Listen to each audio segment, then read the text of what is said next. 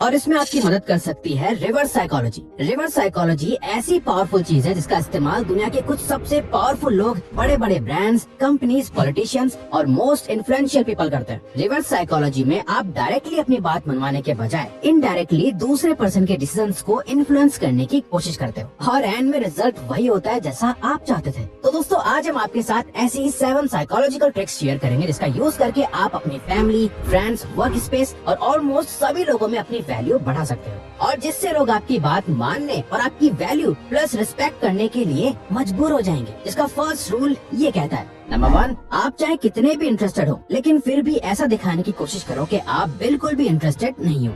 University of Arizona के एक social psychology के प्रोफेसर के अकॉर्डिंग इंसानों में नॉर्मली एक रिएक्टेंस होता है। जब भी किसी को लगता है कि उनकी फ्रीडम उनसे छीनी जा रही है तो वो नेचुरली उसे वापस पाने के लिए उस काम का बिल्कुल ऑपोजिट यानी उल्टा करने लगते हैं जो भी उनसे कहा जाता है। ऐसा कितनी बार होता है, आप किसी पर्सन से बहुत ज्यादा अट्रैक्ट हो जाते हो, आप उन्हें चेस करते हो पर वो तो आपसे ठीक से बात तक नहीं करते। ऐसा इसलिए होता है क्योंकि आप उनके सामने अपने वांट्स रख रहे होते हो। आप उन्हें ये दिखा रहे होते हैं कि आपको उनकी जरूरत है, जहाँ उन्हें लगता है कि आपके साथ आकर वो आपकी नीड्स और विशेष को पूरा कर रहे हैं। यानी मानो जैसे इसमें उनकी इच्छा नहीं है बल्कि वो तो आपके कहने से आपके साथ आ रहे हैं। इसीलिए उनका ये रिएक्टेंस मोड एक्टिव हो जाता है और वो आपसे दूर भागने लगते हैं। सिमिलरली आपने ये भी नोटिस करा होगा कि जब कोई सेल्समैन आपको कोई चीज बेचने का ट्राई करता है वो आपके पीछे पड़ जाता है। इनडायरेक्टली वो आपको उस प्रोडक्ट को खरीदने के लिए फोर्स करने लगता है, तो आप खुद ही ऐसे लोगों से दूर भागने लगते हो। वही जो इंसान ऐसा शो करता है कि वो ज्यादा इंटरेस्टेड नहीं है, आप उसी से ज्यादा अट्रैक्ट होते हो। जो सेल्समैन आपको फोर्स करने के बजाय डिसीजन आपके ऊपर छोड़ देता है, आप उससे चीजें खरीदना ज्यादा पसंद करते हो। इसीलिए अगर आप चाहते हो कि कोई आपकी वैल्यू करे तो ऐसे रिएक्ट करो जैसे आप उसमें इंटरेस्टेड नहीं हो। नंबर 2, लोगों को वो चीज ज्यादा चाहिए होती है जो उन्हें डराती है। एक एक्सपेरिमेंट में कुछ लोगों को 2 जार्स में कुछ चॉकलेट्स ऑफर करी गई, जहाँ एक जार में सिर्फ 2 चॉकलेट्स थी और दूसरे जार में 10 चॉकलेट्स। मगर लोगों ने उन्हीं चॉकलेट्स को ज्यादा अच्छा बताया जो क्वांटिटी में सिर्फ 2 थी, जिससे ये साबित हुआ कि हम लोग हमेशा उस चीज की ज्यादा वैल्यू करते हैं जो क्वांटिटी में बहुत कम होती है। पहला, इसका बेस्ट एग्जांपल हमें तब देखने को मिलता है जब कोई प्रोडक्ट लिमिटेड टाइम ऑफर में होता है तो लोग ऑटोमेटिकली उसके तरफ अट्रैक्ट होने लगते हैं और बाय द एंड वो प्रोडक्ट सोल्ड आउट भी हो जाता है। दूसरा, ये कॉन्सेप्ट सिर्फ मार्केटिंग में ही नहीं बल्कि हर जगह अप्लाई होता है। आपने नोटिस किया होगा कि इंडिया में उन कॉलेजेस या स्कूल्स की ज्यादा वैल्यू होती है जिसमें कम से कम सीट्स होती है और ज्यादा से ज्यादा कंपटीशन होता है। हम सब इस बात पर बिलीव करते हैं कि जो चीजें हमें मुश्किल से मिलती हैं वो ज्यादा अच्छी होती है। मुश्किल से मिलने वाली चीजें हमें ज्यादा वैल्यूएबल लगती हैं क्योंकि लोग किसी भी चीज की अवेलेबिलिटी से ही उसकी क्वालिटी जज करने लगते हैं। अगर आप इस कॉन्सेप्ट को अपनी लाइफ में यूज करना चाहते हैं और अच्छी रिलेशनशिप बिल्ड करना चाहते हैं तो अपनी अवेलेबिलिटी को कम कर दो, यानी हमेशा हर किसी के लिए अवेलेबल मत रहो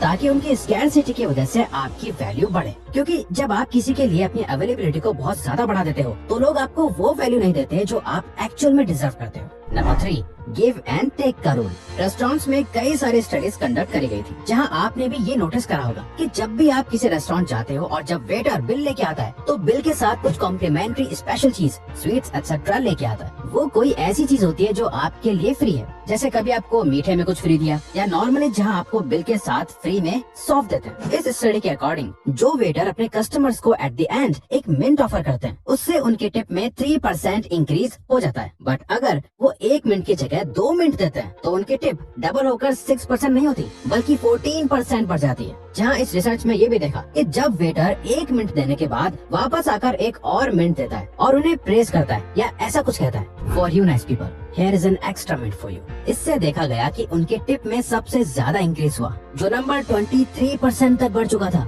इस लॉ के अकॉर्डिंग ज्यादातर लोग किसी भी तरह का एहसान लेना पसंद नहीं करते। अगर आपने किसी पर्सन को अपनी पार्टी में इनवाइट करा है तो नेक्स्ट टाइम जब वो अपनी पार्टी रखेगा तो वो भी आपको बुलाएगा, वरना उसे खुद बुरा फील होगा। आप जैसा लोगों के साथ बिहेव करोगे, अगर उन्हें कोई गिफ्ट दोगे, कोई कॉम्प्लीमेंट करोगे तो इससे फर्क नहीं पड़ता कि आप कितना छोटा या बड़ा काम करते हो, वो ऑटोमेटिकली आपकी वैल्यू करने लगेंगे और आपकी रिस्पेक्ट करेंगे और किसी न किसी तरह आपको पे बैक करने की कोशिश करेंगे। पर हाँ, कोई भी चीज एक लिमिट में ही करना सही होती है। अगर आप इसे बहुत ज्यादा करने लगोगे तो लोग आपको फॉर ग्रांटेड और हल्के में लेने लगेंगे। तो आपको इस पावरफुल ट्रिक को अप्लाई तो जरूर करना है। लेकिन एक बैलेंस्ड वे में। नंबर 4, ज्यादातर लोग ये एडमिट नहीं कर पाते कि वो गलत है, जहाँ वो अपनी लैक ऑफ नॉलेज को कन्फेस करने के बजाय ओवर कॉन्फिडेंस और ओवर स्मार्ट मोड में चले जाते हैं, जहाँ वो ये प्रिटेंड करने की कोशिश करने लगते हैं कि जैसे उन्हें कुछ तो पता है, जबकि रियलिटी में उन्हें कुछ भी नहीं पता होता। इनफैक्ट एक स्टडी के अकॉर्डिंग जब कुछ लोगों से अपनी ड्राइविंग स्किल्स को रेट करने के लिए कहा गया, तो ऑलमोस्ट 80% लोगों ने अपने आप को अबव एवरेज ड्राइवर की तरह रेट करा, जबकि रियल में उनमें से सिर्फ 49.9% लोग ही अबव एवरेज ड्राइवर की कैटेगरी में आने के काबिल थे। लोग अपनी नॉलेज को इसलिए फेक करते हैं क्योंकि वो किसी भी हाल में खुद स्टूपिड नहीं दिखना चाहते। सो जब उन्हें कुछ समझ नहीं आता तो वो सिंपल हाँ में हाँ मिलाने लगते हैं, या फिर वो अपना ओपिनियन ये कहते हुए पास कर देते हैं कि मैंने ये न्यूज़पेपर में पढ़ा था या इंटरनेट पे कहीं तो देखा था। बट ये एडमिट करना कि आपको इसके बारे में कुछ नहीं पता, आपके पास किसी चीज की सफिशिएंट नॉलेज नहीं है, ये अपने आप में एक पावर है। इसीलिए अगर आप लोगों को ये शो करते हो कि आपको सब कुछ नहीं पता, अपनी लैक ऑफ नॉलेज को लोगों से छुपाते नहीं, तो जब आप किसी चीज के बारे में अपना ओपिनियन देते हो या अपनी नॉलेज शेयर करते हो, तो लोग आपको अच्छे से सुनते हैं और आप पर एक्चुअल में ट्रस्ट करने लगते हैं।